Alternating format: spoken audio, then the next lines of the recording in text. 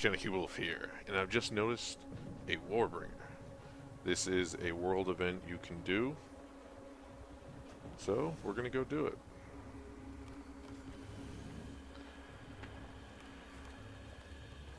Now, these world events, explicitly ones like this where you have to defend a point and destroy an objective, tend to require a decent amount of players to succeed. You can sometimes do it with smaller groups, 3, 4 people.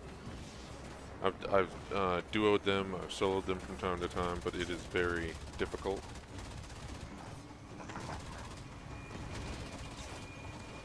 You don't necessarily have to have the greatest gear to solo these. You just have to have very good tactics to make up for your lack of gear. It can be done. You're probably going to die a couple times. To succeed, you might have to spend credits on a self-revive. It really depends on if you make mistakes or not. Because the margin for error on soloing one of these is not very high. But in big groups like this, it's just a killing field.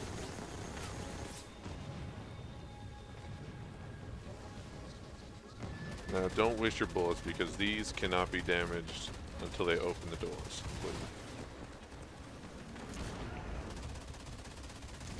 Now bring down that generator. Great work. Keep at those generators. This can be destroyed. It takes a minute for another one to be sent, then you have to activate it again.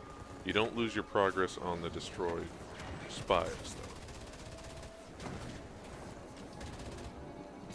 You want to always destroy the drop pods, otherwise you can easily get swarmed by Chosen very quickly, because they just keep spawning out of those things, and it turns into a nightmare.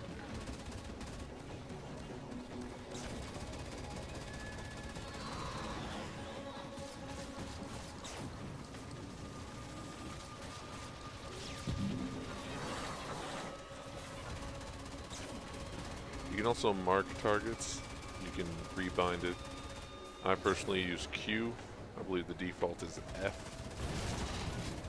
And that shows all targets on SYN, which is basically a communication network. So you see how they glow like that? That means they're on all of your allies' SYN networks. There's a perk that allows you to see SYN marked targets through walls. Think of it sort of like if you ever played Battlefield, for instance. Callouts. Mark your targets.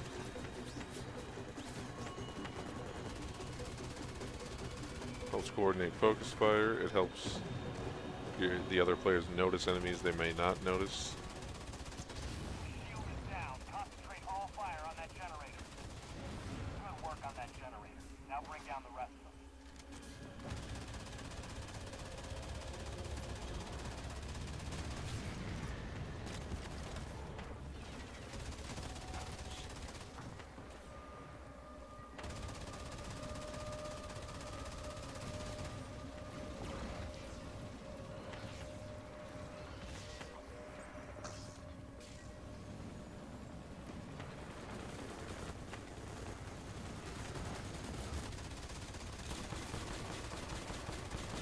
And we're in for a bad time, because that over there is a Chosen Thumper. They spawn with heavy turrets above them, which do massive damage. Looks like it's gotten taken out pretty quick though, which is good for us.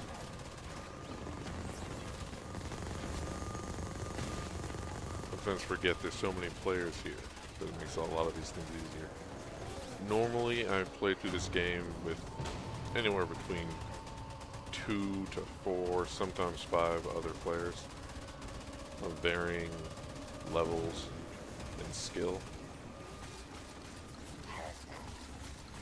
You can solo the entire game easily, like no difficulty. You might enter in some situations where you die that you wouldn't have with a group, of course, but the game does reward you for being good at the game.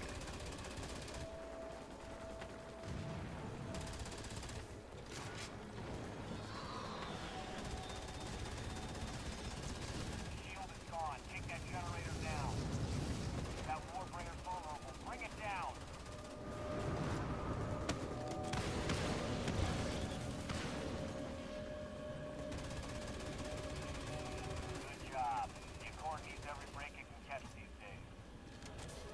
that is a chosen incursion. Things get kind of frantic. There's a lot of enemies, a lot of players sometimes. Engineers.